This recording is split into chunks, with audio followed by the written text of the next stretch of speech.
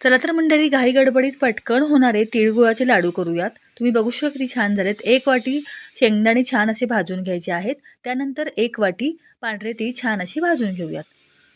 आता शेंगदाण्याची थोडीशी सालं काढून घ्यायची आहेत आणि मिक्सरला फिरवून घ्यायचे आहेत. त्यानंतर 2 चमचे तूप पॅनमध्ये घालायचं आहे. त्यामध्ये 2 वाटी गूळ घालायचा आहे किसलेला आणि गूळ फक्त विरघळेपर्यंत आपण परतत राहायचं आहे. आपल्याला पाक करायचा नाहीये. गूळ विरघळला की लगेचच त्यामध्ये शेंगदाण्याचं कूट घालायचं आहे आणि भाजलेले तीळ घालायचे आहेत. व्यवस्थित मिक्स करून गॅस बंद करून घ्यायचा आहे. तूप लावलेल्या प्लेटमध्ये लगेचच आपल्याला हे मिश्रण काढून घ्यायचं आहे. तुम्ही बघू शकता. आणि अगदी थोडं-थोडं मिश्रण बाजूला घेऊन लगेचच लाडू वळायला घ्यायचे आहेत. अजिबात हाताला चटका बसत नाही आणि अजिबात लाडू कडक होत नाहीत, चिवट होत नाहीत.